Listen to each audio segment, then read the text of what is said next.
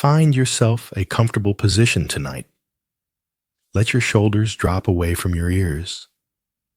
Feel the weight of your blanket settling around you like a gentle embrace, and let your mind drift, not to some distant dream, but to a memory that isn't your own, to a city that was old even when it was young. New Orleans, on a humid evening at the close of the 19th century. The air is thick with jasmine and something less pleasant. The sweetness of magnolia blossoms mingles with the salt from the river and the earthiness of a city built on swamp. You can almost feel that heavy velvet darkness pressing against your skin. Take a slow breath and allow yourself to slip backward through time, past the electric lights of today, past the certainty of tomorrow, into a world where gaslight flickered against brick walls and cast long wavering shadows. Listen. Do you hear that? The distant clatter of horse hooves on cobblestones. The soft murmur of voices speaking French and English and languages that have no names. The gentle creak of wooden shutters in the humid breeze. This is not your world. But tonight, for just these quiet moments before sleep, you'll walk its streets. You'll see through different eyes. You'll understand what it meant to live when survival was never guaranteed. Tonight, you are not yourself. You are a shadow among countless shadows. Living in a small room called the Crib in a district known as Storyville. Your name doesn't matter because it changes with the night. Our story isn't about grand adventures or sweeping romance. It's about repetition, about the small details that weave together into a death sentence that was never officially pronounced. The life you know today might have its own worries. The endless emails, the traffic jams, the bills that arrive with clockwork precision. But tonight, be grateful that your mattress doesn't smell of mildew and decades of other people's sorrows. Be grateful that the only sound you might hear is the gentle tick of a clock rather than the tubercular cough echoing from the room next door. You see, Storyville wasn't just a neighborhood. It was an experiment in organized vice, a 20-block area where the city fathers of New Orleans decided to contain what they couldn't eliminate. From 1897 to 1917, it operated as the only legally sanctioned red light district in the United States. But tonight, we're not here for the famous madams or the legendary jazz musicians who got their start in its parlors. We're here for someone history forgot, someone whose existence was recorded only in the ledger books of rent payments and medical examinations, someone who might have been your great-great-grandmother if circumstances had been different, if luck had smiled instead of turning away. In this room, in this life, you are learning what it means to be invisible while being constantly watched, to be necessary while being utterly disposable.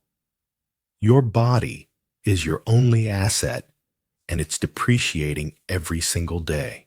But listen, do you hear how quiet it's become?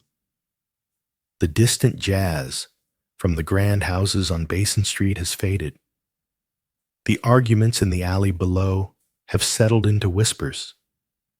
Even the mosquitoes seem to have found other windows to tap against.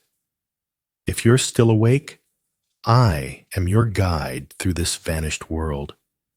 And if this story helps you find peace, you might discover more journeys like this one in the description below.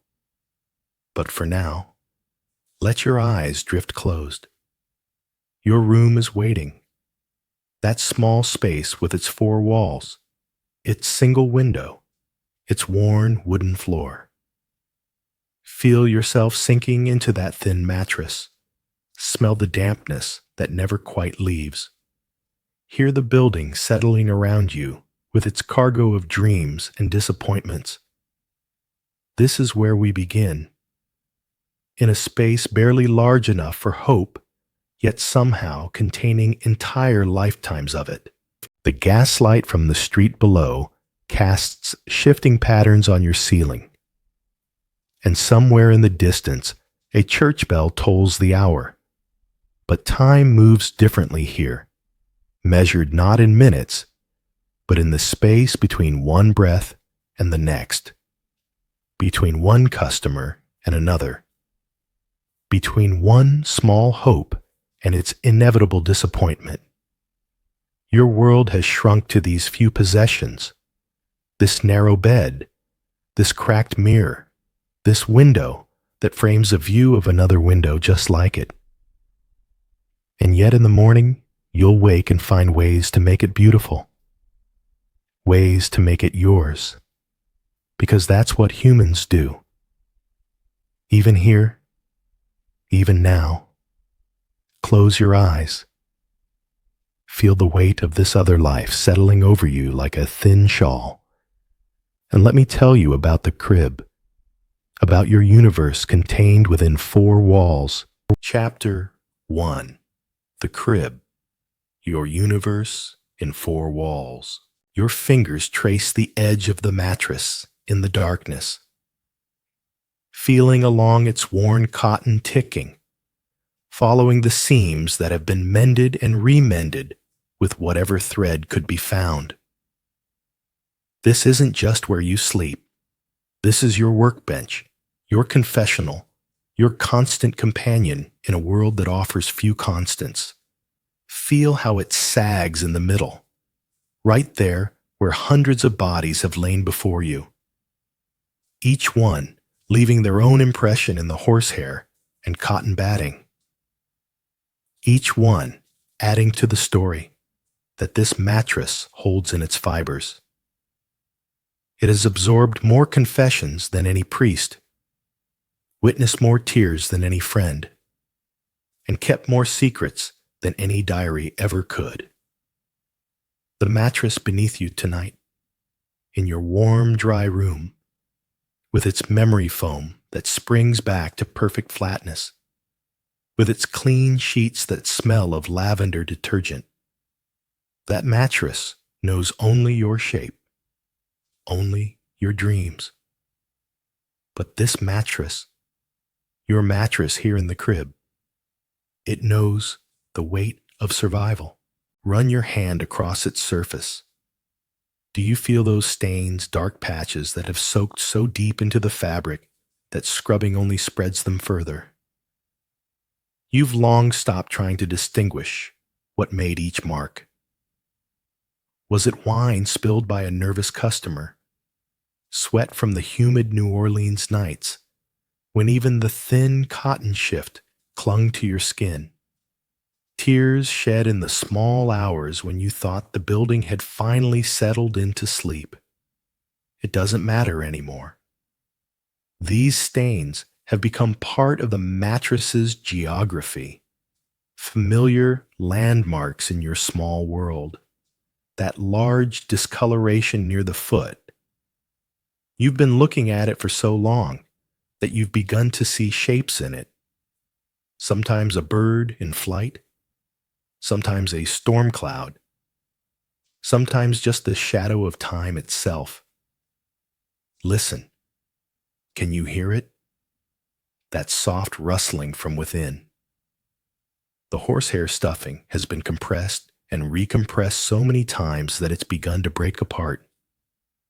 Tiny pieces shifting with every movement, creating a whispered conversation between your body and the mattress. A gentle susurrus that follows you into sleep and greets you upon waking. But there are other sounds too, smaller ones, more secretive. The scratch of tiny claws against fabric, the almost imperceptible rustle of something making its way through the stuffing. You've learned to share this space with creatures even smaller than yourself. Mice that have hollowed out highways through the batting. Bed bugs that emerge in the darkness like tiny vampires. They too are trying to survive in a world that offers little comfort. Sometimes, in the deepest part of the night, you feel them. A tickle across your ankle. A flutter of movement near your shoulder. But you've learned to lie still, to breathe evenly, to let them go about their business while you go about yours. In this ecosystem of survival, you are all simply trying to find a way to exist until morning. The dampness never fully leaves. New Orleans humidity seeps through the wooden walls, through the single window, through the very air itself.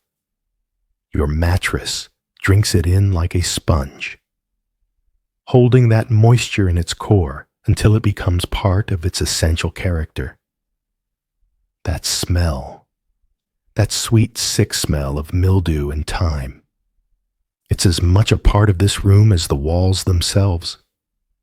You've tried everything to make it better, sprinkling it with the few drops of cologne you could afford, laying newspapers beneath the sheet to absorb some of the moisture, even carrying it outside on the rare sunny days when the madam wasn't watching.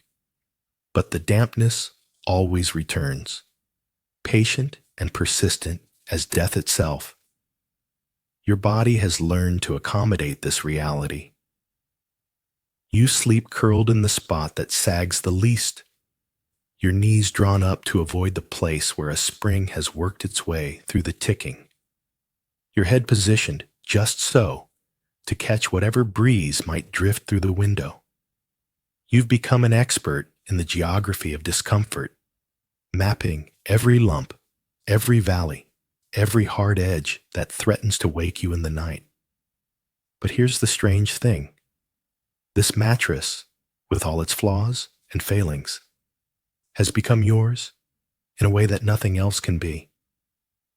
It holds your shape even when you're not there, carries your scent even when you're working, knows the rhythm of your breathing and the weight of your sorrows. In a life where everything can be taken away, where even your name might change, depending on what a customer prefers to call you, this mattress remains constant. It has supported you through illness, absorbed the fever sweats and the chills that shake your bones. It has been your refuge when the work was too much, when your body needed to remember what it felt like to simply exist without performing. It has been your silent witness, never judging, never demanding, simply there. The springs beneath the batting have their own song, a gentle creaking that rises and falls with your movements, a lullaby of metal and time that has played for countless others before you. And when you lie very still, when the building finally settles and the voices from other rooms fade to whispers, you can hear it, that soft rhythmic song that speaks of endurance, of making do, of finding rest even in the most unlikely places. Close your eyes. Feel yourself sinking into this other mattress, this keeper of secrets, this silent companion. Let its familiar discomforts become your own, and drift toward the window where morning light will soon filter through the dusty glass. In the corner of your room sits a chipped enamel basin, white once, perhaps, though now it wears the patina of countless mornings and desperate midnight cleanings.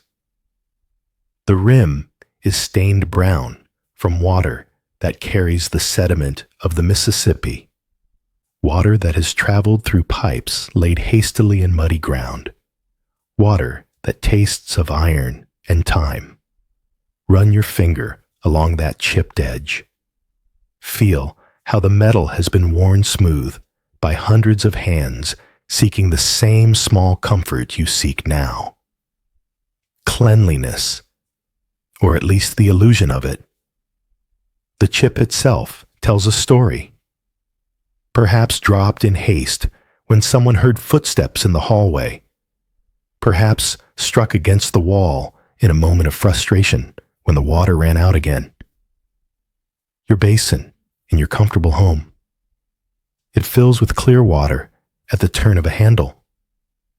Water that runs hot when you want it hot. Cold when you prefer it cold. Water that tastes of nothing but purity and the distant memory of mountain springs. But this basin, your basin here in the crib, it must be filled by hand, carried bucket by bucket from wherever water can be found. The concept of cleanliness here is not what you know in your modern world. It's not about feeling fresh, not about smelling like lavender or eucalyptus, not about that satisfied feeling of soap bubbles and warm steam. No, cleanliness here means something far more practical, far more desperate. It means being presentable enough that customers won't turn away in disgust. It means washing away yesterday's shame to make room for today's necessity. Have you ever considered sharing your wash water with a horse? Probably not. But for you tonight, it's a practical choice. And you must be sure to dip your bucket from the upstream end of the trough before the horses have had a chance to muddy it with their great slobbering mouths and stamping hooves. Yes, the horse trough behind Murphy's livery stable. It's closer than the public pump on Royal Street. And the water, while not exactly clean, is at least flowing. The horses eye you with mild curiosity as you approach in the pre-dawn darkness. Your bare feet silent on the packed dirt. Your thin wrapper pulled tight against the morning chill. You've learned to move quietly, to dip your bucket with barely a ripple, to retreat before the stable hands arrive with their whistling and their loud, careless laughter. The water sloshes gently as you carry it back through the narrow alley, past the sleeping drunks and the cats picking through yesterday's garbage. Each step measured carefully to avoid spilling even a drop of this precious horse-shared resource.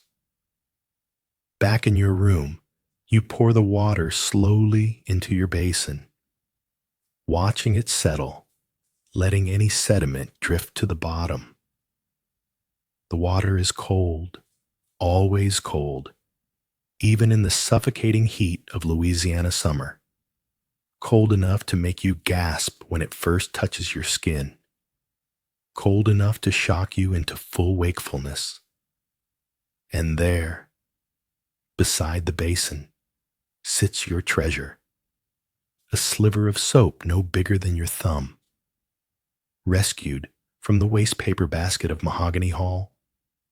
One of the grand houses where the wealthy gentlemen play at being romantic, where real French milled soap is used once and discarded, where what you would guard with your life is thrown away without a thought. This soap still holds the ghost of its original scent. Something floral and expensive, roses perhaps, or jasmine, though now it's mixed with the sharper smell of lye and the faint mustiness of the pocket where you kept it hidden. You ration it carefully, the smallest scraping dissolved in the palm of your hand, just enough to create a thin, precious lather. The cloth you use for washing was once white. Now it's the color of weak tea, rough from countless washings in harsh soap. Or sometimes no soap at all, just river water, and the hope that scrubbing hard enough might accomplish what gentleness cannot. Feel how it scratches against your skin, how it catches on the small wounds that are part of your daily existence. a scratch from a customer's ring, a bruise that hasn't quite healed, the raw places where cheap fabric has rubbed skin tender. The water grows cloudy as you wash, taking with it the grime of yesterday, the sweat of fear and resignation, the smell of other people's desires and disappointments. You wash methodically, face first, then neck, then arms, each movement deliberate and economical. Because this water must last. Because the next trip to the horse trough is hours away.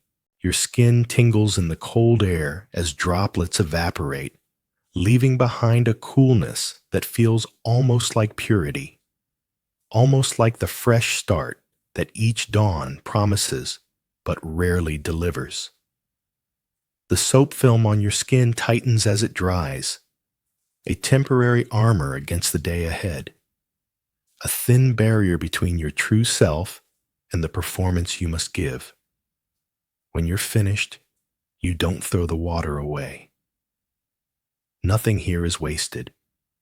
This cloudy, soap-tinged water will be saved, perhaps to rinse your one spare chemise, perhaps to scrub the stains from your floor, perhaps simply to sit in the basin until evening, a reminder that you accomplished this one small act of self-care in a world determined to strip away every dignity. You dry yourself with the same rough cloth, feeling it pull across your damp skin, absorbing what moisture it can before you must dress again, must become again the person that others need you to be. But for these few moments, clean and cool and private, you are simply yourself, washed and ready to face whatever the day might bring. Turn now toward the window, your single portal to the world beyond these four walls. It's not meant for admiring sunsets or watching clouds drift lazily across the sky. No, this window serves a different purpose entirely. It's your telegraph line, your newspaper, your weather station, and your early warning system, all pressed into one grimy pane of glass. The window frame is warped from Louisiana's relentless humidity. The wood swollen and split in places where water has found its way through gaps in the putty. When you press your face close to the glass, you can feel the draft that whispers through these imperfections, carrying with it the mingled scents of the alley below. Garbage left too long in the heat, the sour smell of waste from the overflowing gutters, and underneath it all, the rich organic scent of earth that never quite dries. Through this window, you watch the theater of survival play out on the narrow stage of the alley. See that figure swaying near the lamppost. He's been there since before midnight. A sailor, perhaps, or a dock worker. His pockets emptied hours ago in one of the gaming houses. Now moving in that peculiar dance of the very drunk. 2 steps forward, 1 step back. A pause to steady himself against the brick wall. And there, huddled in the doorway, across the way, a child, maybe 10 years old, maybe older. It's hard to tell when hunger has been the primary sculptor of a face. She's watching the drunk too, calculating whether he might have anything left worth taking, or whether he's too far gone to notice a small hand slipping into his coat pocket. These children are as much a part of Storyville as the gaslight and the music, raised in its shadows, educated in its harsh mathematics of want and opportunity. On the stoop below your window, another girl sits, one you recognize, Marie Celeste. Names change so often here that you've learned to identify people by other markers, the way she holds her left shoulder a little higher than her right, the particular slumps of her posture that speaks of exhaustion that sleep cannot cure. She's smoking a cigarette, or perhaps just holding it, letting the small ember serve as a tiny campfire against the loneliness of the early morning hours. Listen, do you hear that voices carrying on the still air? An argument unfolding somewhere deeper in the maze of buildings. A man's voice raised in anger. A woman's voice responding with the weary patience of someone who has had this same conversation too many times. The words are indistinct, blurred by distance and walls, but the emotions need no translation.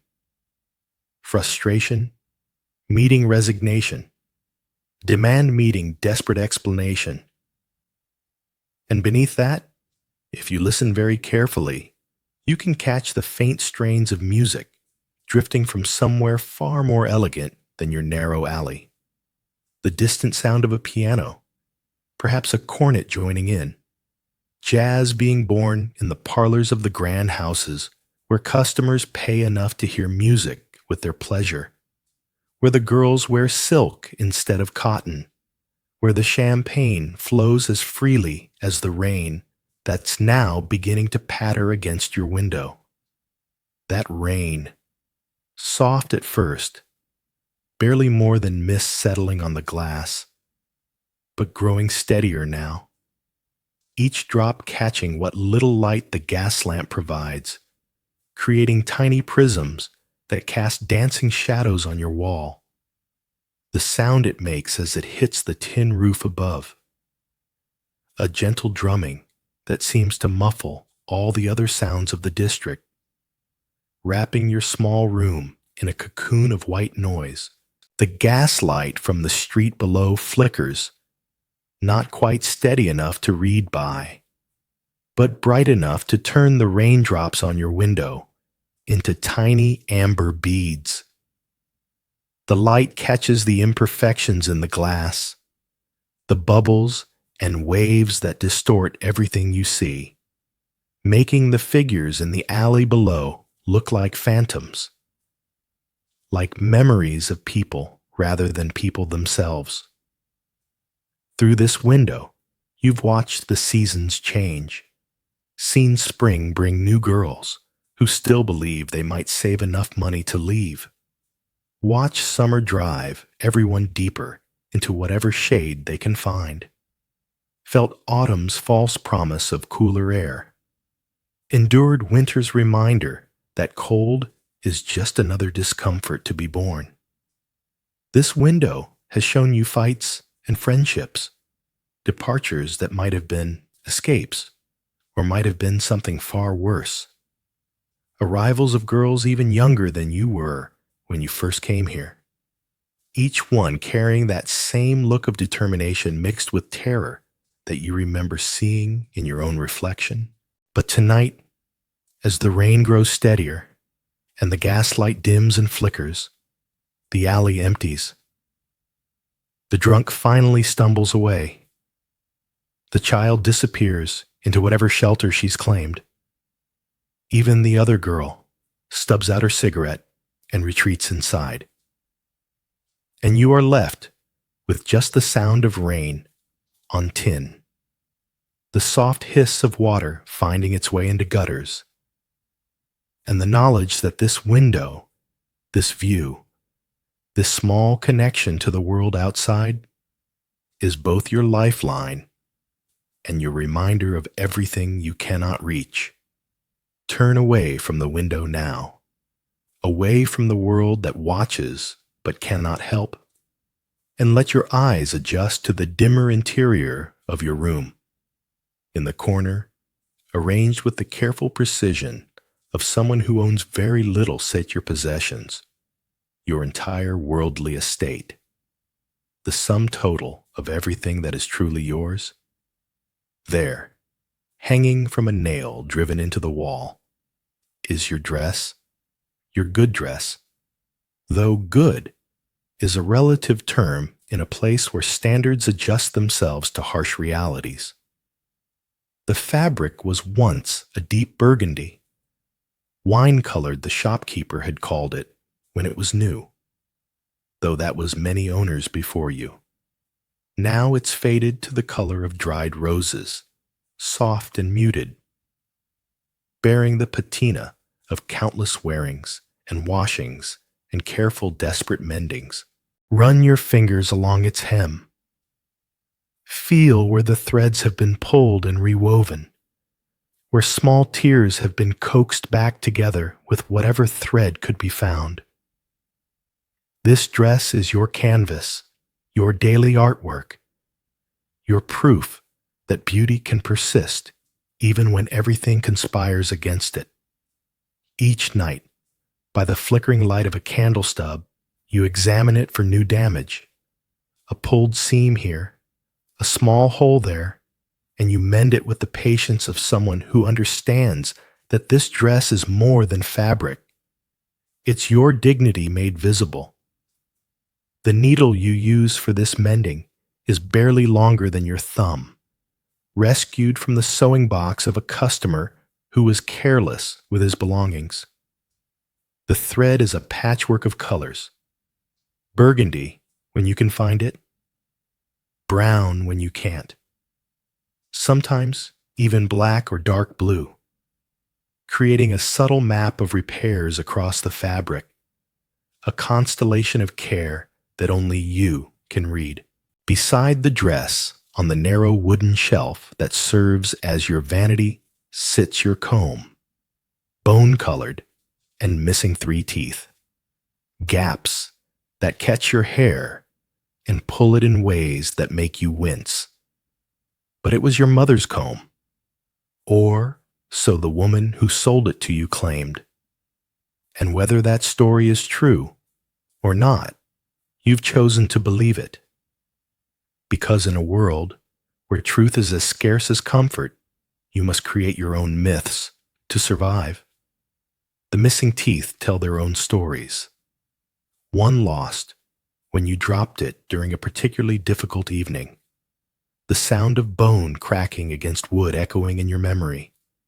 Another that simply wore away from years of being pulled through hair that wasn't always clean, wasn't always gentle. Hair that sometimes bore the residue of places and people you'd rather forget. But see there, that small gleam of metal catching the gaslight, your hairpin, bent now at an angle that makes it nearly useless for its intended purpose, but still precious because it remembers when you had enough hair to require pinning up, when you could afford the luxury of style. The pin is brass, or was brass, now green in places where moisture has found its way into the metal's heart. You remember the day it broke, twisted beyond repair by hands that weren't yours, hands that took liberties with more than just your hair. But you kept it anyway, straightened it as best you could, because throwing it away would have meant admitting that some damage cannot be undone, and you're not ready for that kind of surrender. And there, the crown jewel of your small collection, the tiny bottle of perfume, no bigger than your thumb, its glass clouded with age and handling, the label long since worn away by eager fingers and desperate hope. Inside, perhaps a dozen drops remain, maybe fewer, of what was once something expensive, something French, something that smelled of gardens and possibility. The story of this bottle is one you tell yourself on the hardest nights, how you came to possess something so fine. It belonged to a customer, a man who spoke softly and tipped generously, who forgot it in his haste to return to his real life, his wife and children and respectable address.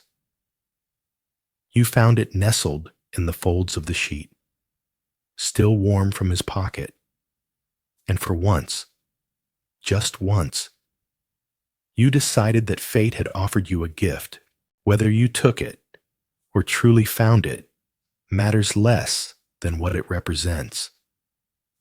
This tiny bottle is your daily lie, your morning deception, the few drops you dab behind your ears to convince yourself that you smell like something other than necessity and survival. It's the difference between existing and living, between being a body and being a person. Each evening, you debate whether to use a precious drop, weighing the momentary luxury against the approaching day when the bottle will be empty, when this small magic will be gone forever. But then you remember that hoarding beauty serves no purpose if you never experience it. So you touch the glass stopper to your wrist, just a whisper of scent, just enough to remind yourself that somewhere beneath the accumulated compromises, you are still someone who deserves beautiful things. These possessions, this dress, this comb, this broken pin, this tiny bottle, they are your armor against erasure, your insistence that you exist as more than just a function. They are proof that even in the darkest circumstances, the human spirit insists on beauty, on meaning, on the small rituals that separate survival from surrender. Tonight, as the rain continues, its gentle percussion on the roof above you, sit cross-legged on your mattress, the dress spread across your lap, needle poised over a new small tear, and you mend what can be mended, preserve what can be preserved, and prepare once again to face the world wearing your dignity like the finest silk. Chapter 2. The Exchange. Illusions, Coins, and Lies. Let us speak now of mathematics. Not the gentle arithmetic you learned in school, but the harder calculations that govern survival. The economics of a system designed with the precision of a trap, where every number has been carefully calibrated to ensure that freedom remains always just beyond reach. Each morning, before the sun has fully risen over the French Quarter, you must count. $5. That is what you owe for your room, your crib, your four walls and broken window and mattress that sags like a tired sigh. $5 that must be placed in Madame LeBlanc's palm before the day can truly begin.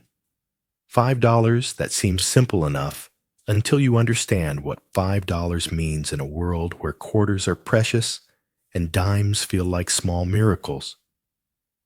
But the room is only the beginning of your daily debt. Watch how the numbers multiply like summer mosquitoes, relentless and ever-present. Your breakfast, a piece of bread and weak coffee. 25 cents from the madam's kitchen. Because cooking for yourself is forbidden and eating anywhere else is impossible when you cannot leave the district without permission. The soap you need.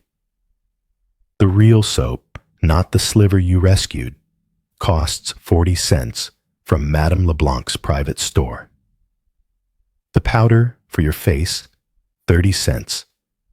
The medicine when you cough too much, $1. Always $1. Whether it's laudanum for pain or mercury for other ailments. Always exactly what you can least afford to pay, but cannot afford to refuse. Do you see how the trap closes each necessity purchased from the same hand that collects your rent?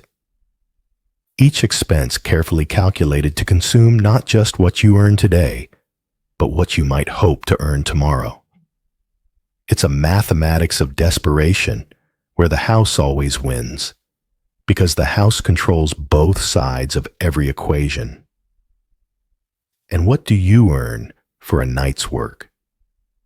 Perhaps $2, perhaps $3 if the customer is generous or guilty. Perhaps 4 if you're fortunate enough to entertain someone who mistakes temporary companionship for genuine affection. But more often, far more often, it's 50 cents. 75 if you smile convincingly enough.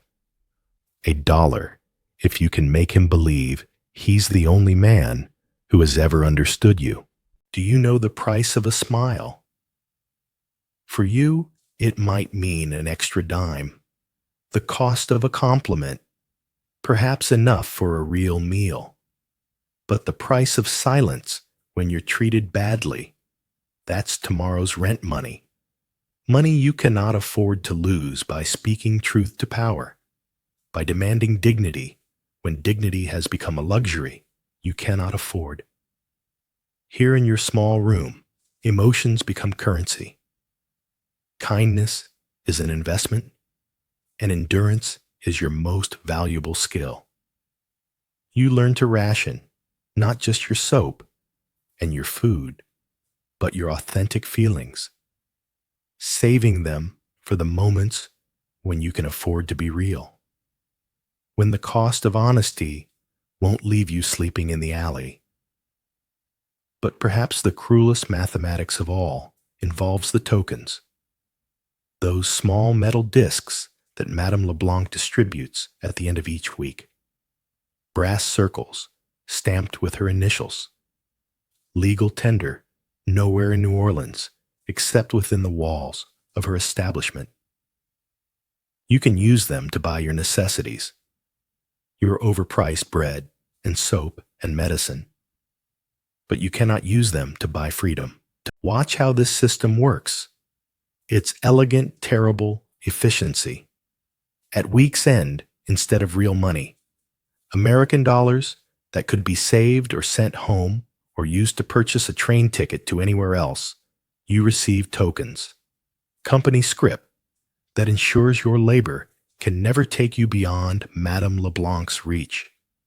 You are paid in coins that can only be spent in the company store, creating an endless loop where your work benefits only your employer. The tokens feel lighter than real money, cheaper. Their brass surface warming quickly in your palm as if even the metal knows it's a lie. They clink differently when they fall, a hollow sound that speaks of promises that will never be kept.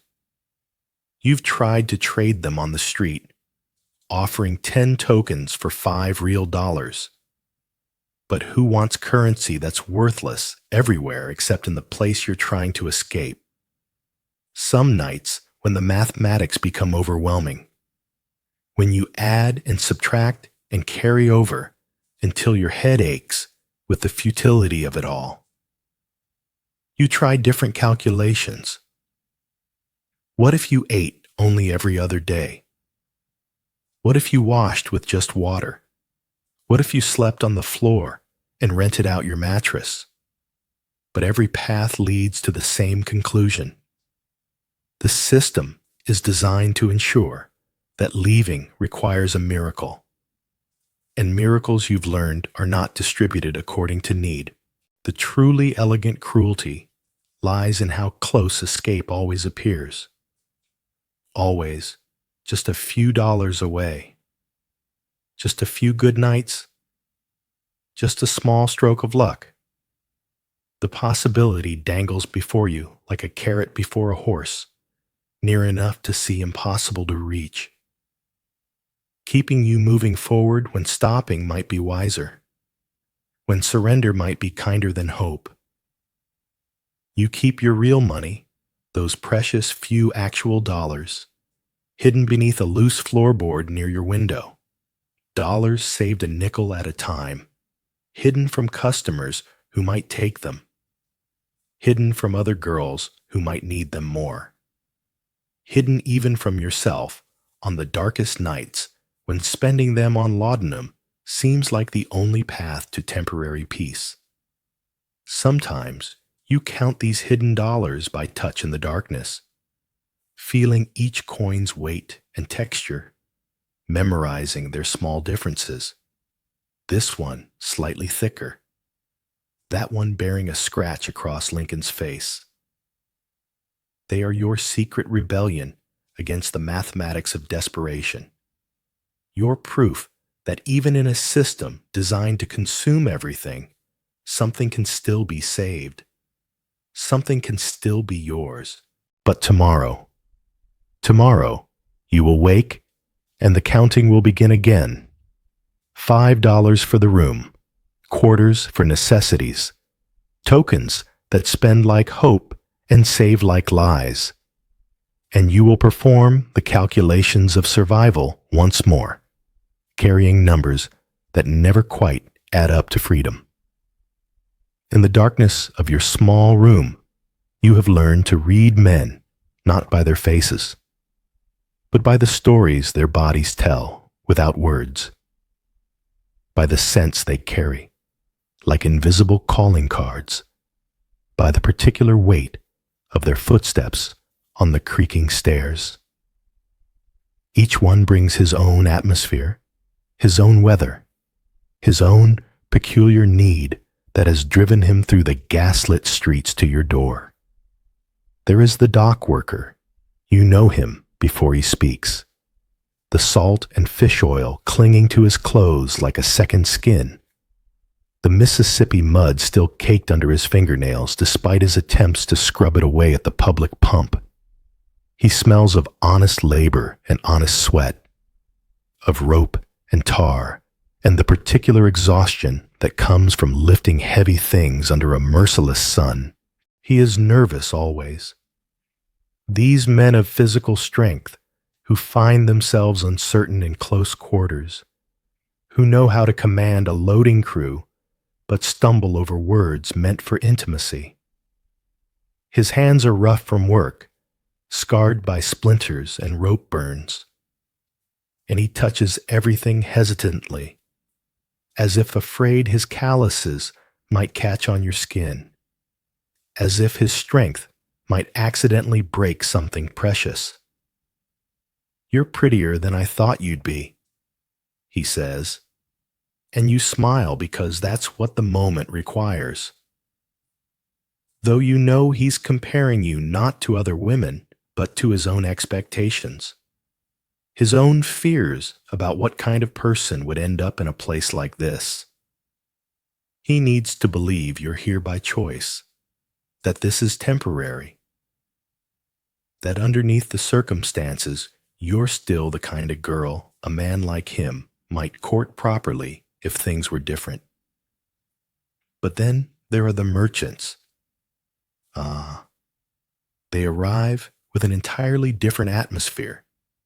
The sweet, cloying scent of expensive tobacco, bay rum, aftershave, applied with a liberal hand, the faint smell of leather goods and money, real money, the kind that crinkles crisply and doesn't need to be counted twice.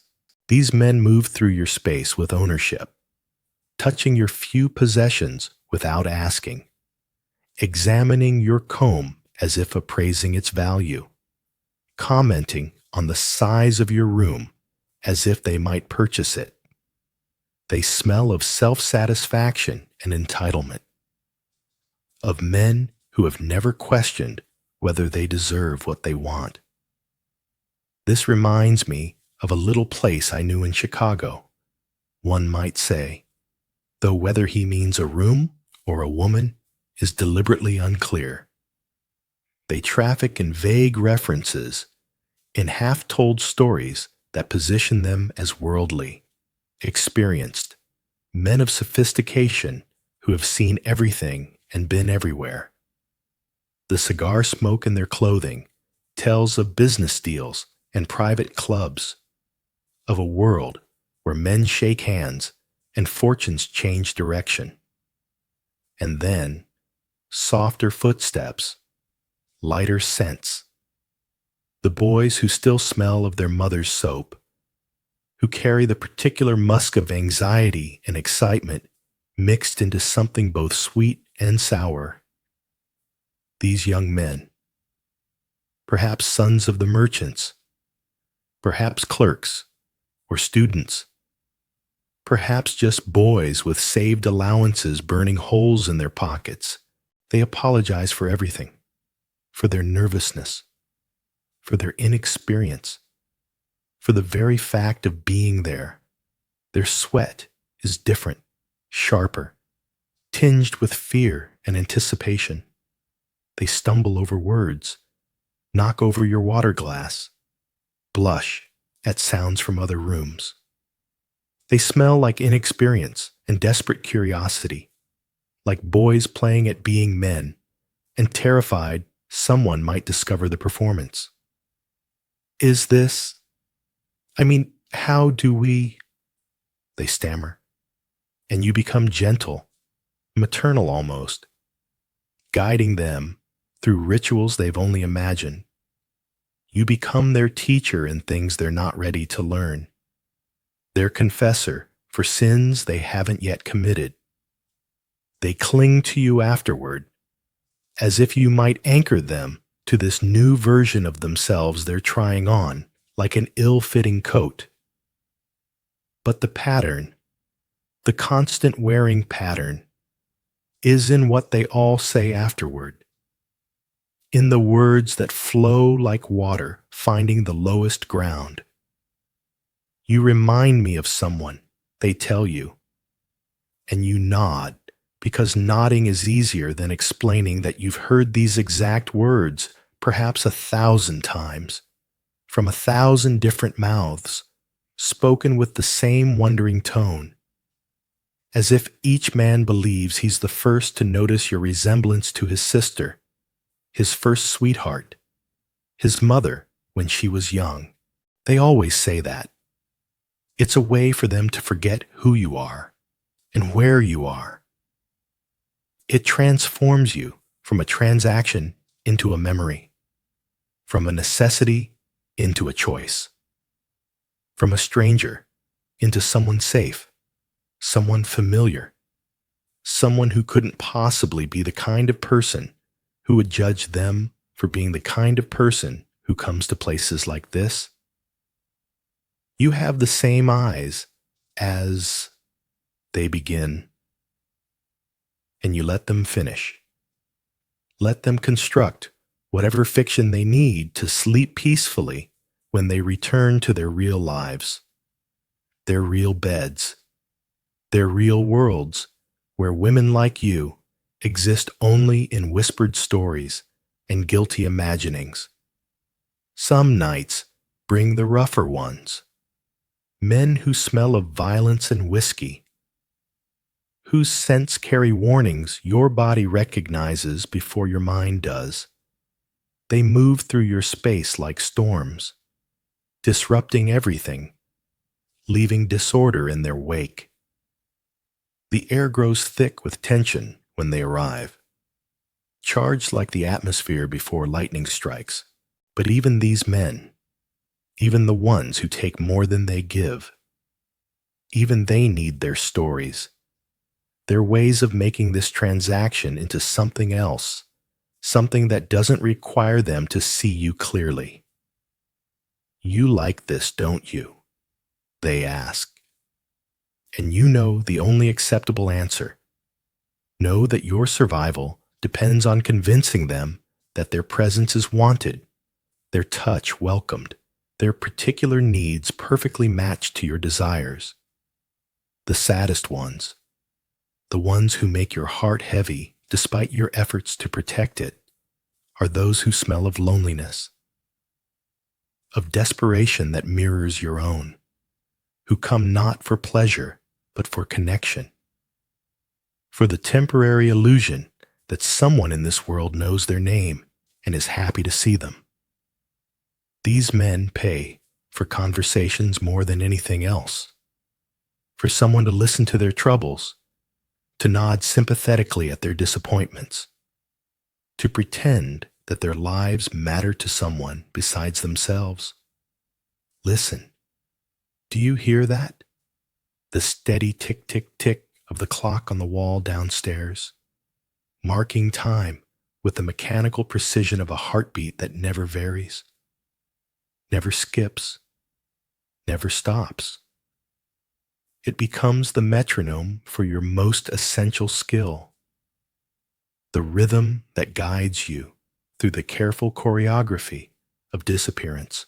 For you have learned the most crucial art of survival, the ability to be present and absent simultaneously, to offer your body while keeping your soul carefully tucked away somewhere safe, somewhere clean, somewhere that cannot be touched by hands that have no right to reach so deep.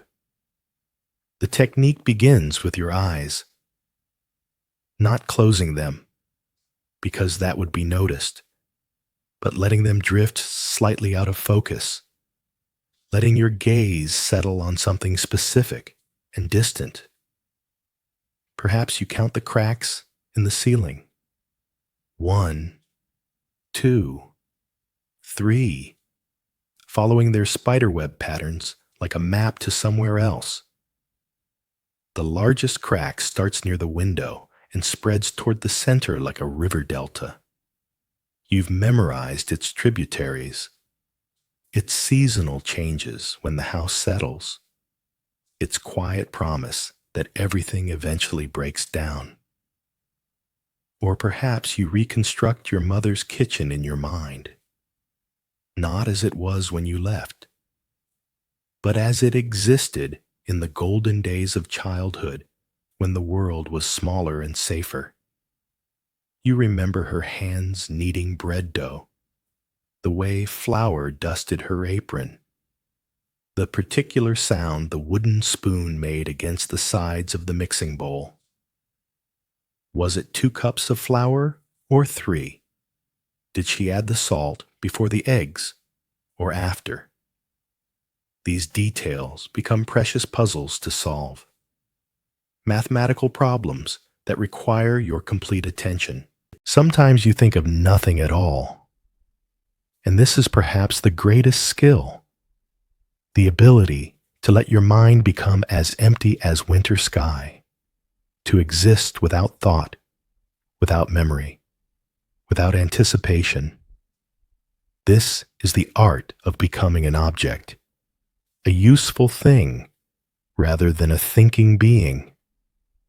It's a talent that must be cultivated like any other, practiced until it becomes as natural as breathing.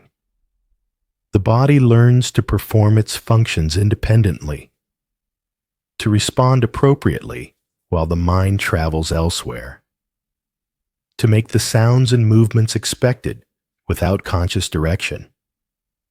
Your body becomes an actor, performing a well-rehearsed role, while the real you sits in the audience, watching from a safe distance, uninvolved in the performance except as an observer.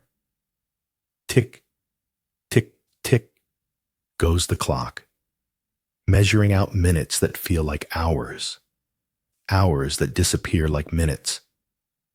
Time moves differently when you're not fully inhabiting it. When you've learned to slip between seconds, like a ghost moving through walls, you have become an expert listener, a professional confidant, a keeper of secrets that men whisper in the darkness because they cannot bear to carry them alone. They tell you about their wives who don't understand them, their employers who don't appreciate them, their dreams that have curdled into disappointments, their fears that keep them awake at night staring at their own bedroom ceilings. You nod at precisely the right moments, offer sympathetic murmurs when the story requires them, ask gentle questions that encourage them to continue their confessions. You've developed an ear for the particular rhythms of male sorrow. Learn to recognize when they need absolution and when they need validation, when they want advice, and when they simply want someone to witness their pain. Emergency psychological care, 50 cents per session. Though they never think of it in those terms, never realize they're paying you to be their temporary therapist, their midnight priest. their confessor for sins they commit in boardrooms and family parlors. You've heard more about the inner workings of men's hearts than most wives ever will. Seen them stripped of their public personas and reduced to their essential needs and fears. My father never told me he was proud of me, one might whisper, and you understand that this conversation is worth more to him than anything physical you might offer. He needs someone to hear this ancient wound, to acknowledge that it matters, to sit with him in the darkness while he examines the shape of his disappointment. Tick, tick, tick.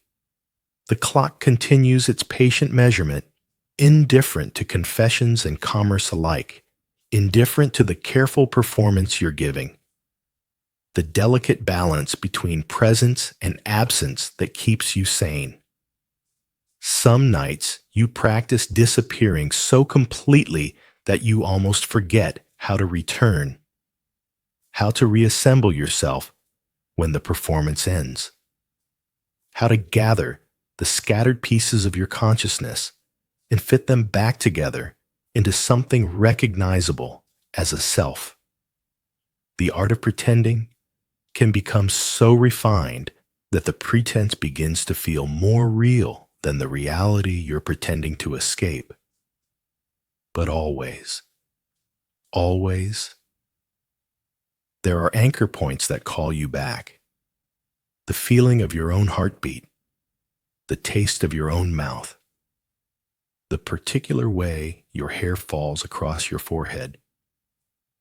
These sensations belong only to you, cannot be purchased or performed or given away. They remind you that beneath all the pretending someone real still exists. The clock measures out another hour, another performance, another successful disappearance and return. You've learned to ration your authentic self like your soap and your real money, saving the precious moments of genuine feeling for times when you can afford them, when the cost of being real won't bankrupt your spirit entirely. In the morning, when the gas lights are turned down and the district grows quiet, you practice the reverse art, the careful process of reassembly, of remembering which thoughts are yours and which belong to the performance, of distinguishing between the face you wear for others and the one you see in the broken mirror when no one else is watching. Tick, tick, tick. The clock will continue its counting, whether you're present to hear it or not, whether you're fully inhabiting your body or traveling somewhere safer in your mind. But for now, as the sound of rain on the roof mingles with the mechanical heartbeat of measured time, you rest in the quiet space between performances, gathering yourself back together, preparing to disappear again when necessity requires it, in the quietest hours before dawn, when the district finally settles into something approaching peace, when even the most persistent customers have stumbled back to their respectable lives. You allow yourself the luxury of dreaming, not the confused fragments that come with sleep, but the careful, conscious construction of possibilities that keep the darkness at bay. Just enough money to leave this city. That's all you need. The numbers are simple when you whisper them to yourself in the darkness. $20 for a train ticket to anywhere. 10 more for a few nights lodging while you find work. Perhaps 5 for a decent dress to wear to interviews. $35. It sounds so reasonable when you say it like that. So achievable. Such a small price for freedom. You've calculated this escape fund 1,000 times, adjusted the figures up and down, depending on your mood, depending on how much hope you can afford to carry on any given night. Sometimes the ticket costs only $15. Sometimes you decide you could manage with just 2 nights lodging. Sometimes you convince yourself that your current dress, properly mended and cleaned, would be suitable for seeking employment anywhere respectable people hire young women. The money grows slowly in your hiding place beneath the floorboard. $1 here, 50 cents there, coins that represent more than their face value. Each one a small victory against a system designed to keep you perpetually empty-handed. You've learned to hide money from yourself, to bury it so deep in your secret cache that even you forget how much is there, because knowing the exact amount makes the goal seem both tantalizingly close and impossibly distant. Next week will be different. This is perhaps the most essential lie, the one that carries you through the hardest nights. The belief that somehow the fundamental mathematics of your situation might change, that the room rent might decrease, that customers might become more generous, that the tokens might transform into real currency through some benevolent miracle you haven't yet imagined. Next week, you'll be smarter about saving, more careful with your spending, more selective about your expenses.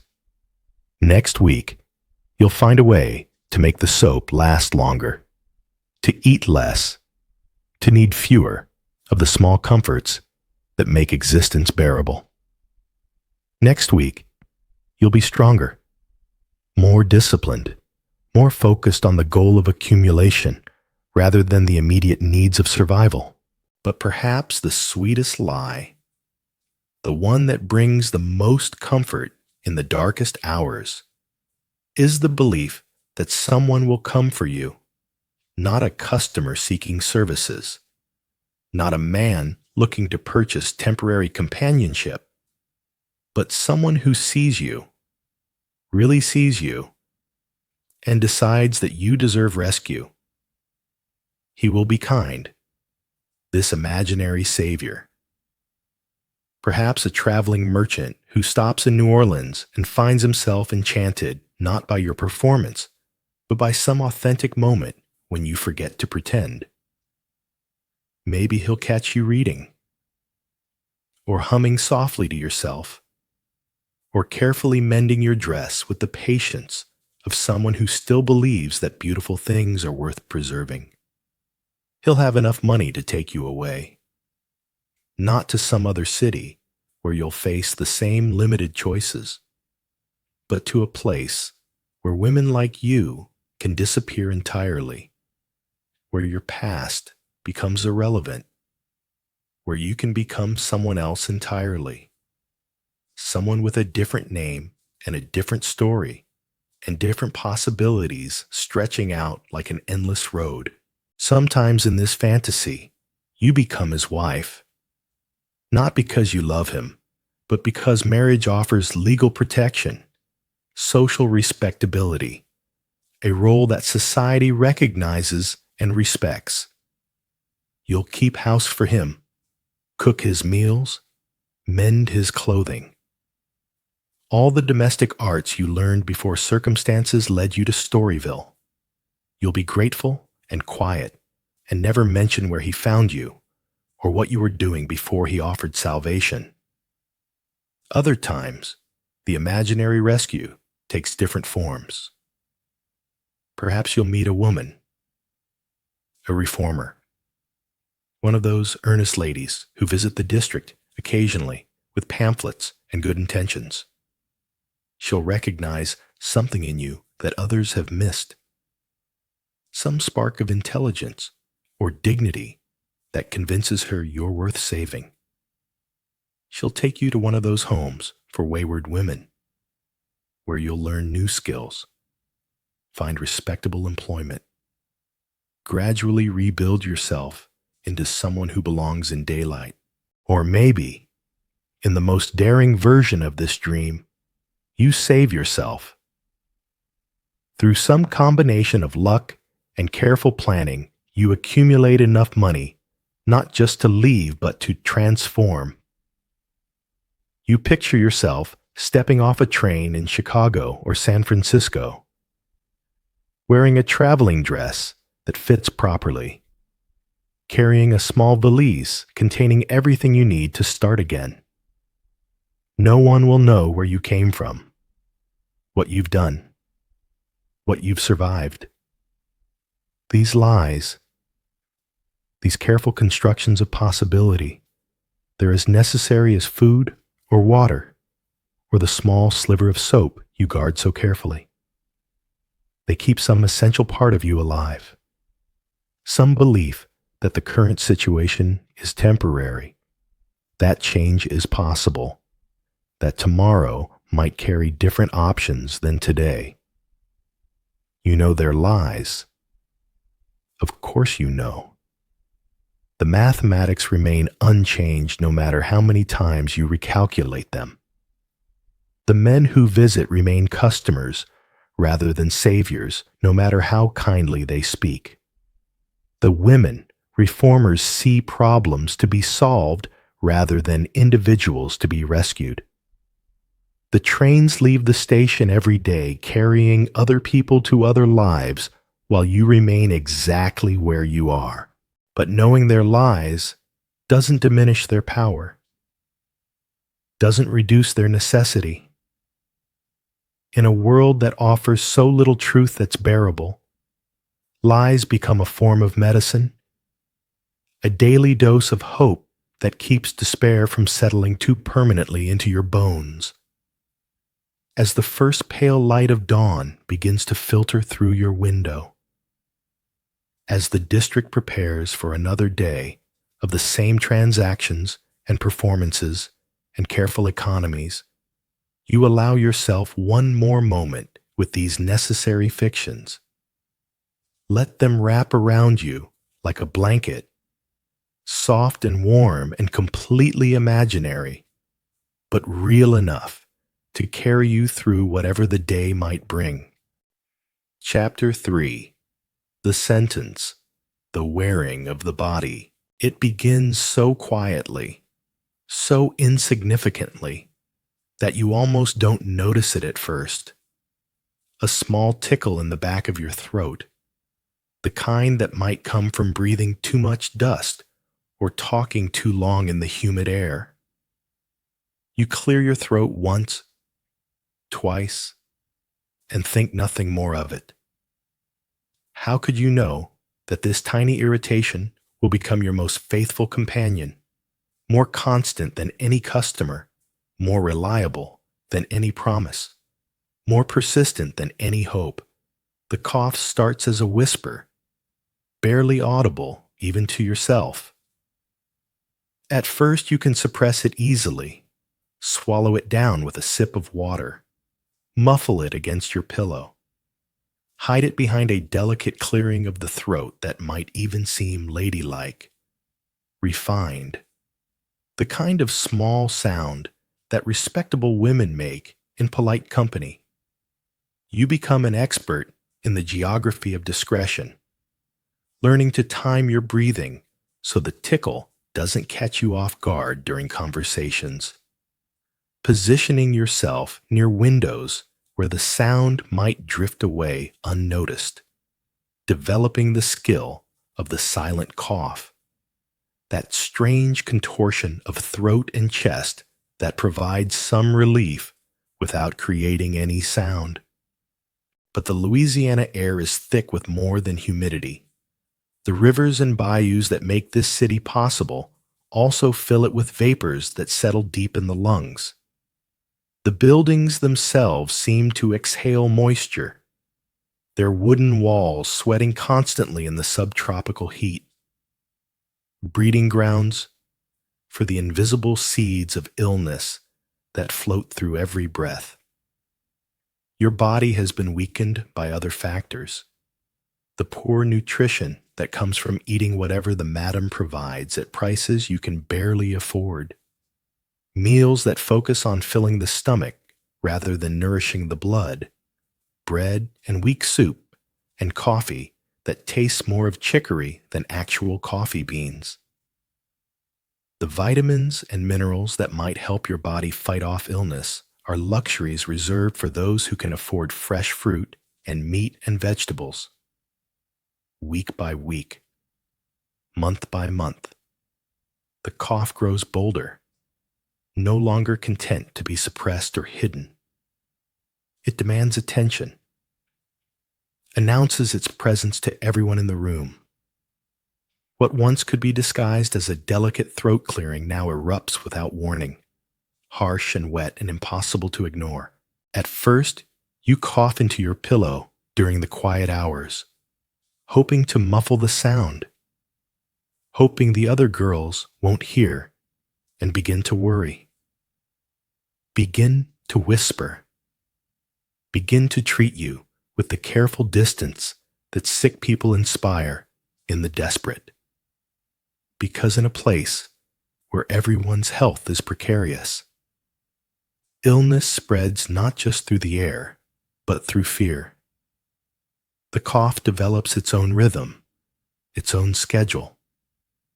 Mornings are the worst, when whatever has collected in your lungs overnight demands to be expelled. You learn to time your awakening to allow for these violent fits, rising early enough to cough yourself clear before the day's work must begin, spending precious minutes doubled over, hands pressed to your chest, waiting for your breathing to settle back into something approaching normal. But what disturbs you more than the cough itself are the small spots of blood that begin to appear on your handkerchief. Tiny scarlet dots, like punctuation marks in a sentence you don't want to finish reading. You examine each spot carefully, trying to convince yourself it might be something else. A bit of food, a trick of the gaslight, anything but what you know it actually represents. The skin tells its own story of decline. Small sores appear where fabric rubs too roughly, where soap is too harsh or too infrequent, where the humidity and heat create perfect conditions for infection.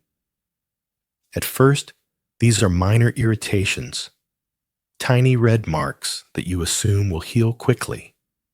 But healing requires rest and proper nutrition and clean air, commodities that your life doesn't provide. The sores start as small as pinpricks, barely visible unless you look carefully. But they have an insidious persistence, refusing to close properly, weeping clear fluid that stains your chemise, growing slowly larger despite your efforts to keep them clean and covered. Each new sore feels like a small betrayal by your own body, another sign that the vessel you depend upon for survival is beginning to fail. You develop elaborate strategies for concealment, positioning yourself so that customers can't see the marks. Wearing your chemise in ways that cover the worst spots. Learning to move carefully so that fabric doesn't pull against tender areas. But concealment takes energy, mental and physical effort that you can less and less afford to spare. The other girls begin to notice, not the specific details, but the general change in your vitality, the way you hold yourself more carefully, the increasing frequency of those apologetic little coughs, the slight breathlessness that follows any exertion. They don't speak of it directly, because speaking of illness makes it real, makes it something that might spread to them, might affect their own precarious positions. Sleep becomes more difficult when the cough decides to visit during the night, waking you with fits that leave you gasping, sitting up in the darkness, pressing your hand to your mouth to muffle the sound, feeling the moisture on your palm and knowing without looking that it's tinged with red. The taste in your mouth changes, metallic, persistent, impossible to wash away completely no matter how often you rinse with the precious clean water. At first, you cough into your pillow, then into your handkerchief, then into your cupped hands when you have nothing else. Finally, you no longer have the strength to hide it. The cough comes when it chooses, announces itself without permission, claims its place in every conversation, every transaction, every moment of what used to be privacy. Your body is writing its own obituary in symptoms you can read but cannot edit. The cough becomes your unwilling signature on a document you never agreed to sign, marking time in a way that clocks cannot, counting down toward an end that approaches with the steady inevitability of sunrise. Every Tuesday morning, as regular as the church bells that ring across the French Quarter, you join the quiet procession of women walking toward the building on Basin Street, the one with the small, discreet sign that reads simply, Municipal Health Office. Your feet know this route by heart now. Past the bakery where the smell of fresh bread mingles cruelly with your empty stomach. Past the flower seller who never meets your eyes.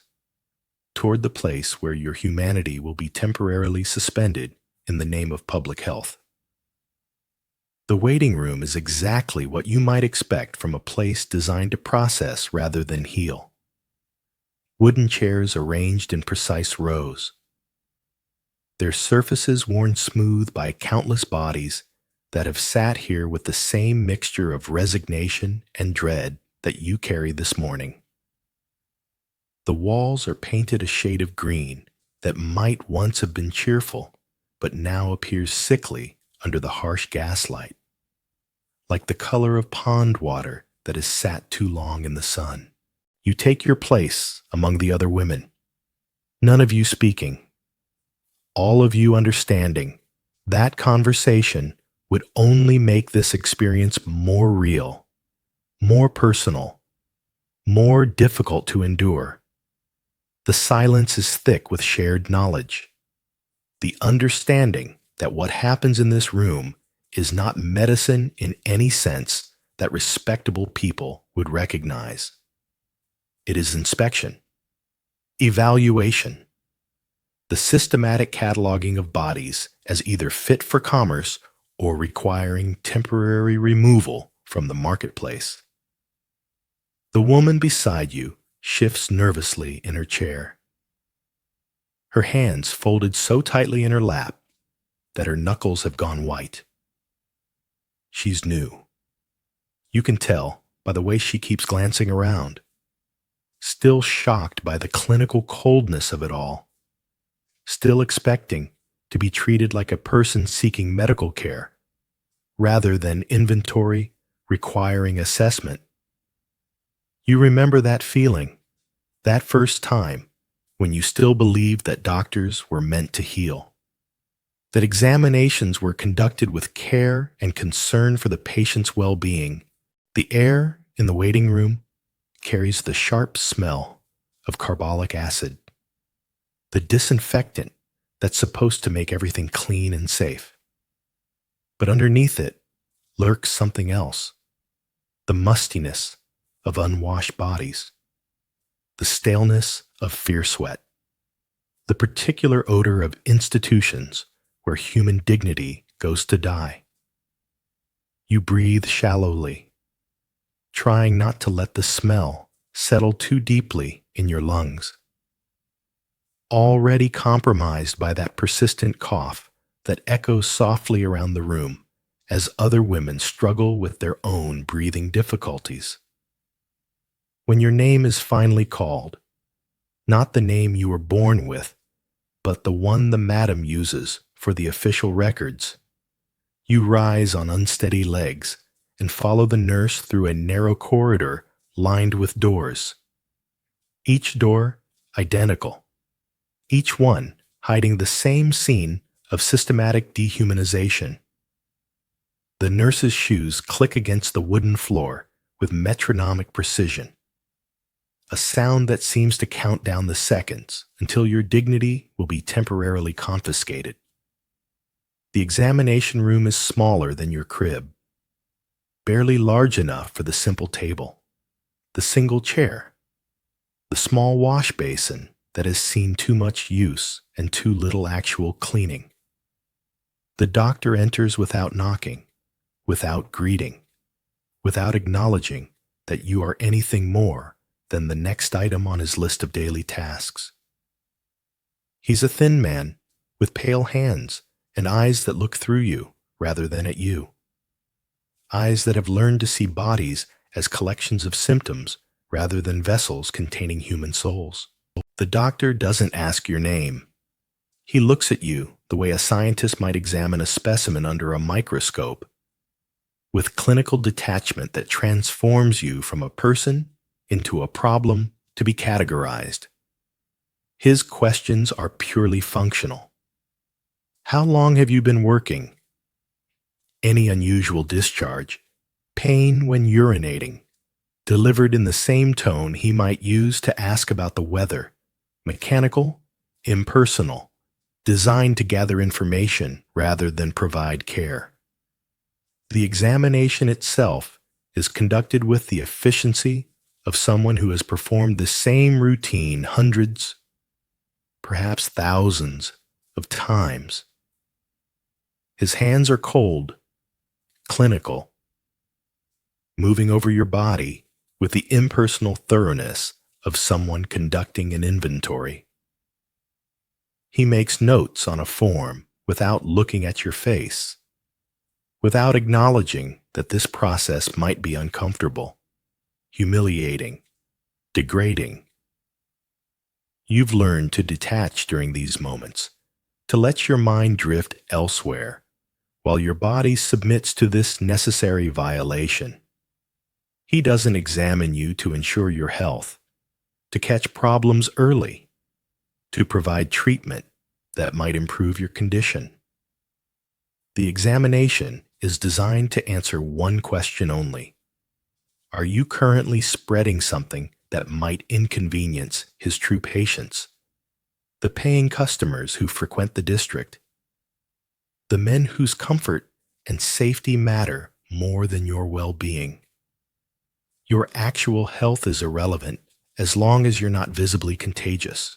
After a few minutes that feel like hours, he steps back and washes his hands with the same carbolic acid that perfumes the air, scrubbing away any trace of contact with your body as if you might contaminate him through touch alone. He makes a final note on his form, tears off a small slip of paper, and hands it to you without ceremony, without explanation, without any acknowledgement that this paper represents your permission to continue existing in the only way the world currently allows. The doctor doesn't ask your name. He looks at you like looking at a specimen in a laboratory. After the examination, he gives you a piece of paper certifying that you are clean. Clean doesn't mean you're healthy. It means you're allowed to continue working until the next examination. It's a temporary business license for your body. You fold the paper carefully. This small document that carries such enormous weight, this certification that you are temporarily acceptable, provisionally useful, conditionally permitted to continue earning the money that keeps you from starving. The paper feels both precious and worthless, essential for survival, yet meaningless for actual health. A permission slip written in medical language that authorizes your continued exploitation. Walking back through the corridor, past the waiting room where other women sit, in the same resigned silence you just escaped. You feel strangely hollow, as if something essential has been temporarily removed and not quite properly replaced. The examination strips away more than clothing. It peels back the careful layers of dignity you've worked so hard to maintain, leaves you feeling raw and exposed, even fully dressed. Outside, the morning air feels different against your skin, cleaner somehow, despite the familiar smells of the district, the garbage and sewage and human desperation that perfume these streets. You walk slowly back to your crib, the certificate tucked safely in your pocket, proof that you've passed this week's test, that you're still considered fit for the marketplace, still valuable enough to be used. The paper in your pocket crinkles softly with each step, a small sound that reminds you that your body is not your own, that your health matters only insofar as it affects your ability to generate income for others, that the medical establishment exists not to heal you, but to ensure that your decay happens slowly enough not to interfere with commerce. You are a business asset requiring periodic inspection. Nothing more, nothing less. When real medicine fails you, when doctors see you as inventory rather than patient, when the cough grows deeper and the sores spread wider despite your desperate attempts at cleanliness, you turn to the promises that line the shelves of every apothecary, every general store, every traveling salesman's wagon. The patent medicines call to you with their elaborate claims and their beautiful bottles, their sworn testimonials and their guarantees of miraculous cures.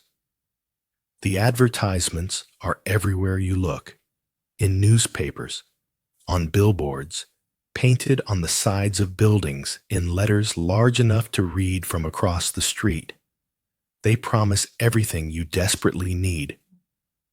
Restores health and vigor, cures all female complaints, guaranteed relief or money returned.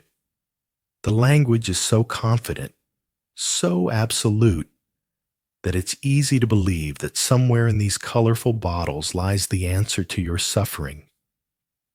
You study these advertisements like scripture, memorizing the testimonials of grateful customers who swear their lives were transformed. Mrs. Johnson of Philadelphia, cured of consumption. Mr. Williams of Boston, restored to perfect health after years of decline. Each story feels like a personal message, a reminder that hope still exists if you can just find the right remedy. If you can just afford the magic contained in these small glass bottles. Dr. Pierce's favorite prescription promises to cure female weakness and nervous debility, conditions that seem to describe exactly what you're experiencing. The advertisement shows a beautiful woman in a flowing white dress, her face glowing with health and happiness, her arms outstretched as if embracing life itself. For just $3, the price of half a week's room rent, you could possess the same radiant vitality. But what the advertisement doesn't mention, what you only discover after your first sip, is that Dr. Pierce's miracle cure consists primarily of grain alcohol and opium. The initial effect is indeed miraculous, a warm spreading sensation that makes your cough seem less urgent, your pain less sharp, your circumstances less hopeless. For a few precious hours, you feel almost human again, almost healthy, almost capable of believing that tomorrow might be different. Mrs. Winslow's soothing syrup, designed to help colicky babies sleep peacefully, sits on the shelf with its gentle maternal imagery. a serene mother holding a content infant. The label promises immediate relief and perfect safety. What it doesn't advertise is the morphine content, enough to calm not just fussy children, but any adult whose pain has become unbearable. Perhaps you use it too, not to soothe a baby, but to soothe your own suffering, to quiet the protests of a body that has been asked to endure more than any body should. The syrup tastes sweet, almost pleasant, masking the bitter reality of what you're consuming, offering temporary peace at a price you don't yet understand. Lydia Pinkham's vegetable compound claims to cure everything from female complaints to kidney troubles to nervous prostration. The bottle shows a kindly woman's face, grandmother-like and trustworthy, promising that her special formula of herbs and botanicals will restore you to perfect health. What the label neglects to mention is that the vegetable compound is nearly 20% alcohol, strong enough to make you forget your troubles, at least temporarily. You try them all. These colorful promises in their elaborate bottles. Radham's microbe killer that claims to destroy all disease-causing organisms in the blood, though its primary ingredient is sulfuric acid that burns your throat and stomach. Dr. Williams's pink pills for pale people that promise to restore the healthy color to your cheeks, though they contain nothing more beneficial than iron and sugar. The mercury-based treatments are the most expensive, and therefore seem the most promising. Surely something that costs so much must be powerful, must be effective. The advertisements speak in scientific language about blood purification and systemic cleansing. They don't mention that mercury slowly poisons every organ in your body, that it accumulates in your tissues, that the cure may be more deadly than any disease. Each bottle represents hope purchased at prices you can barely afford. Each dose is an act of faith, a belief that this time, this remedy, this particular combination of alcohol and opium and mysterious powders will be the one that transforms your suffering into health, your despair into vitality, your slow decline into miraculous recovery. But the relief these medicines offer is as temporary as it is artificial. The alcohol wears off, leaving you more exhausted than before. The opium creates its own hunger, a need that grows stronger with each dose. The mercury accumulates silently, adding new symptoms to your growing collection of ailments. What began as hope becomes another form of bondage, another expense you cannot afford but cannot abandon. The bottles accumulate on your small shelf, empty testimonies to desperation, evidence of money spent on promises that evaporate like morning mist. Each one cost you food, soap, savings toward escape. Each one offered hope that dissolved into disappointment, leaving you poorer in every sense, financially, physically, spiritually. Still, you continue to buy them, to try them, to believe in them, because the alternative is accepting that no help is coming, that your body's decline is irreversible, that the cough will only grow deeper, the sores will only spread wider, that you are truly alone with your suffering in a world that sees you as disposable.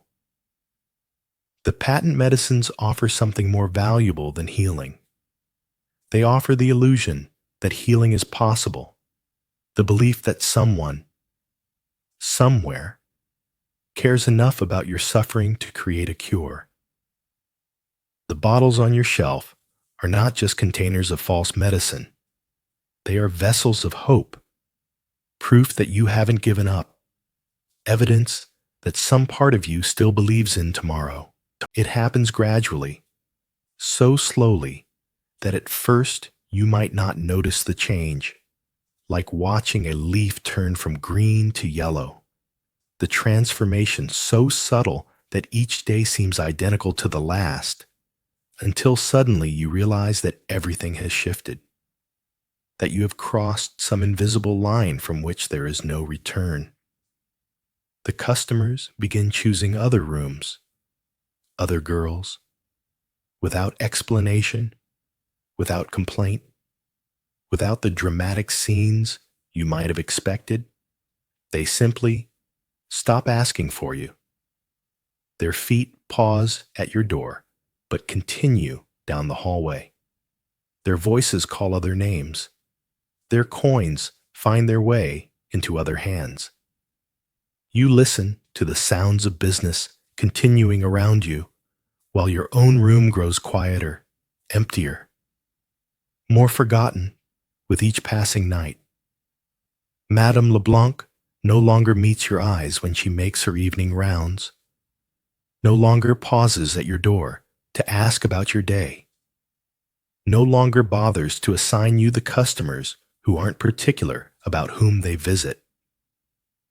The unspoken decision has been made, the calculation completed, the conclusion reached that you are no longer profitable enough to warrant investment, no longer attractive enough to draw customers, no longer healthy enough to inspire confidence.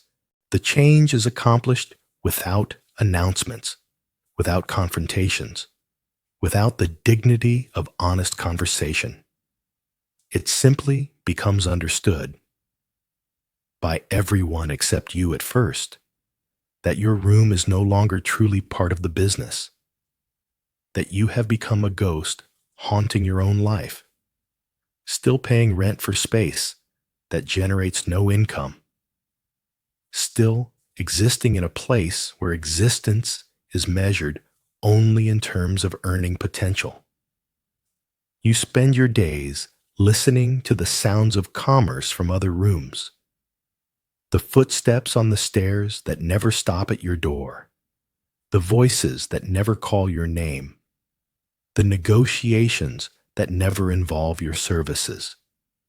You have become a spectator to the life you once lived, watching from the margins of an economy that has decided you have nothing left to offer. The other girls begin to avoid you, not from cruelty, not from any personal dislike, but from fear. The deep bone-level terror that comes from seeing their own future reflected in your present circumstances. You are a mirror showing them what awaits, what becomes of bodies that wear out, of faces that lose their appeal, of women who grow too sick or too old or too tired to maintain the performance that survival requires. They pass your door quickly, eyes averted, conversations dropping to whispers when you appear, not because they wish you harm, but because looking at you forces them to confront the mathematics of their own decline, to calculate how much time they might have left, to imagine themselves in your position, abandoned by the same system that currently sustains them. The isolation is more complete than any physical imprisonment. At least prisoners share their confinement with others. Know that their sentences have defined endpoints, can count days toward release. But your isolation stretches indefinitely, measured not in time, but in the gradual erosion of every connection that once tethered you to the world of the living. You still owe the same $5 each day for your room, the same inflated prices for food and necessities. But your ability to earn these amounts has evaporated. The debt accumulates like sediment. layer upon layer of unpayable obligation, creating a weight that presses down with increasing force, threatening to crush whatever remains of your already diminished spirit. Some nights, you stand at your window, watching the business of the district continue below, observing the dance of commerce and desire that once included you, but now flows around you like water around a stone. The gaslight illuminates the same faces, the same transactions, the same carefully choreographed exchanges of money for companionship. But you are no longer part of this economy, no longer valuable enough to participate. The mathematics of your situation become increasingly desperate, increasingly impossible. You consider selling your few possessions, your dress, your broken comb, your nearly empty bottle of perfume. But these items have value only to you, would bring pennies in a world where survival requires dollars. The hiding place beneath your floorboard contains your life savings. Perhaps $3 accumulated coin by coin over months of careful denial. Enough to postpone the inevitable, but not enough to change its ultimate arrival. You begin to understand that you have entered the final stage, the end phase of a process that was set in motion the day you first walked through Madame LeBlanc's doors. Every woman in Storyville follows this same trajectory. Initial value followed by gradual decline, followed by disposal. You are simply further along the curve, closer to the conclusion that awaits every participant in this particular economy. The silence in your room grows deeper each night, no longer broken by conversations or negotiations or the sounds of human contact.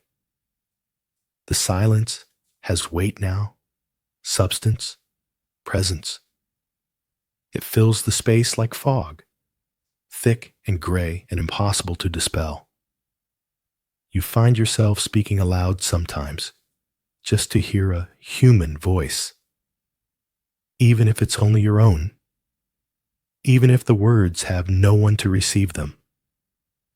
Time moves differently when you're no longer part of the world's business. Hours stretch like taffy, shapeless and indefinite, unmarked by the activities that once gave them meaning. You sleep when exhaustion overtakes you. Wake when your body decides rest is no longer possible. Eat when someone remembers to bring food.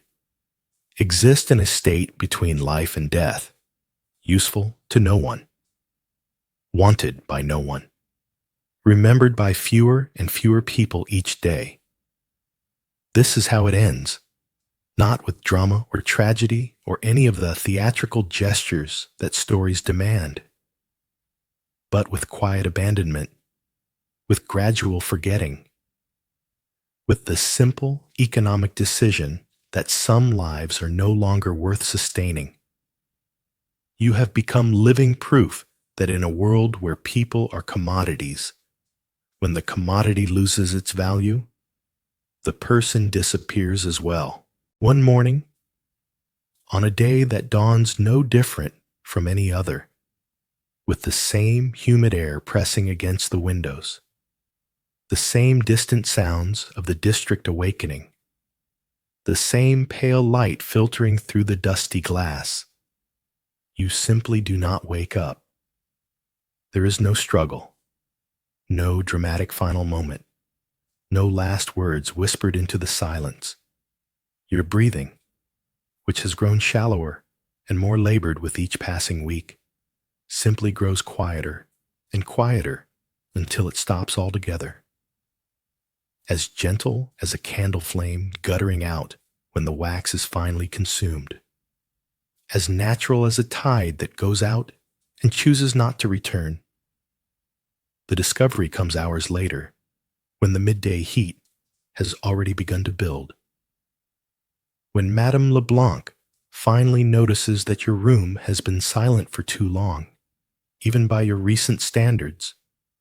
She finds you looking smaller than in life, as if death has compressed you, made you take up less space in a world that had already decided you occupied too much. There is no weeping, no ceremony, no pause in the business of the district to acknowledge that a life has ended.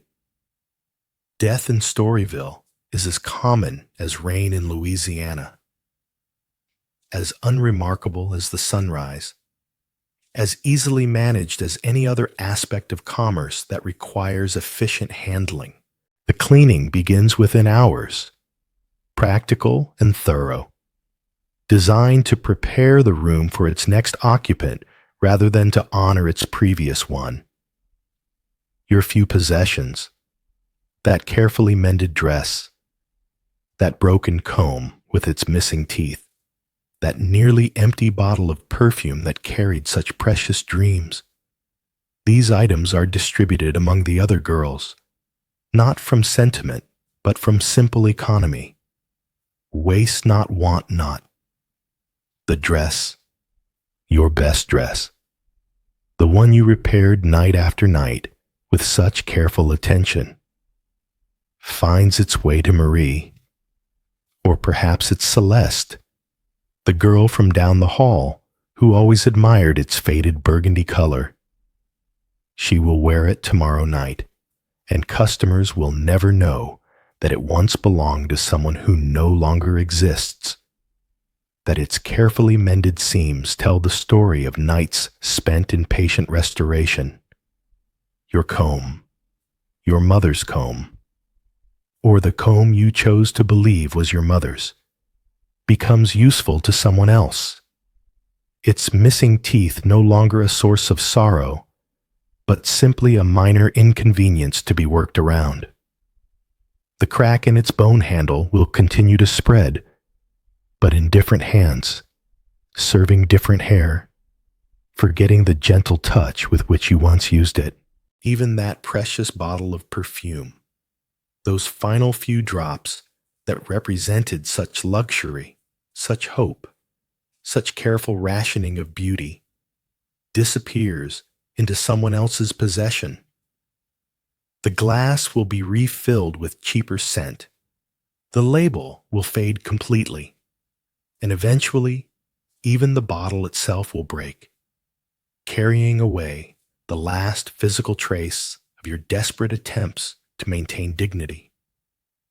The mattress, that silent companion that knew the shape of your body, that absorbed your tears and fears and whispered confessions, is flipped over, its familiar geography erased, the depression where you slept night after night filled and smoothed.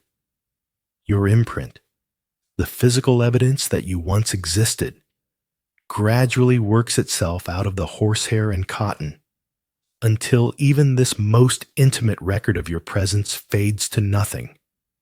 By evening, less than 12 hours after your breathing stopped, a new girl has moved into the room, brought her own small collection of possessions, begun to create her own relationship with the cracked window and the warped floorboards. The cycle continues without pause, without acknowledgement, without any recognition that a life has ended and been replaced. There is no obituary in the newspaper, no grave marker bearing your name, no record in any church registry or city document. Even the few people who knew you, who spoke with you, who shared this strange half-life in the district, will gradually forget, not from cruelty, but from the simple human need to focus on their own survival, their own hopes, their own careful negotiations with despair. Even the depression in the mattress will soon disappear, the springs gradually returning to their original positions, the batting redistributing itself, until no trace remains of the body that once lay there night after night. dreaming impossible dreams and telling necessary lies. The room becomes exactly what it was before you entered it. A space waiting to be filled. A stage set for the next performance in this endless drama of survival and loss. You have been erased as completely as if you never existed at all. Your name forgotten, your story untold, your struggles and hopes and small moments of beauty dissolved into the humid New Orleans air like morning mist, leaving behind nothing but a clean room, a fresh start, a new opportunity for the business to continue its relentless mathematics of human consumption. But you, the one listening to this story, you are not there. You are here, now, in your own time, in your own place, safely distant from those gaslit streets and that economy of desperation. Feel yourself returning, slowly, gently, like a swimmer rising from deep water toward light. Feel the softness of your pillow beneath your head, so different from that thin mattress stuffed with horsehair and memories. Your pillow remembers only your shape, holds only your dreams, supports only your rest, not the weight of countless strangers and their forgotten sorrows. Feel the warmth of your blanket, clean and soft, and yours alone, wrapping you in comfort that belongs to you, that asks nothing in return, that offers protection without price, without performance, without any requirement except that you accept its gentle embrace. The story of that shadow in Storyville is finished now. Her struggles have ended. Her pain has passed. Her search for dignity in an undignified world has found its conclusion. She has discovered the peace that eluded her in life, the rest that her weary body craved, the silence that her troubled mind needed. She sleeps now in a way that she never could when breathing deeply, completely, without fear of tomorrow's demands. And now it is your turn, your time, your opportunity to find that same peace, not through ending, but through the simple gift of restful sleep in a safe place, surrounded by comfort, protected by walls that shelter rather than confine, warmed by heat that comforts rather than oppresses. Let the sounds of that vanished world fade away, the clatter of horse hooves on cobblestones, the distant jazz from houses that no longer exist, the whispered conversations in rooms that have been torn down and forgotten. Let them all dissolve into the quiet of your present moment, into the gentle silence that surrounds your bed, your sanctuary, your refuge from every storm. Your breath can slow now, become deeper, more regular, following its own natural rhythm rather than the desperate calculations of survival. In and out, peaceful and unhurried, carrying only the oxygen your body needs, releasing only the tensions of the day just past. Your muscles can soften, releasing any tightness they've been holding, any stress they've been carrying. Let your shoulders drop away from your ears. Let your hands unfold. Let your face smooth into the expression of someone who has no performance to give, no role to play, no expectations to meet, just the simple human right to rest. The woman in our story has found her final peace. And you are alive. You are safe. You are exactly where you belong. In this moment, in this place, with all of tomorrow's possibilities still waiting, all of your choices still your own to make, all of your dreams still yours to dream. Thank you for traveling with me tonight, for listening to this story from the shadows, for bearing witness to a life that history forgot, but that we have remembered, even if only for these quiet hours before sleep. Even in forgetting, there can be honor. Even in ending, there can be peace. Let the past rest where it belongs, in yesterday's dreams and yesterday's sorrows. Let the present wrap around you like the gentlest blanket, soft and warm and completely safe.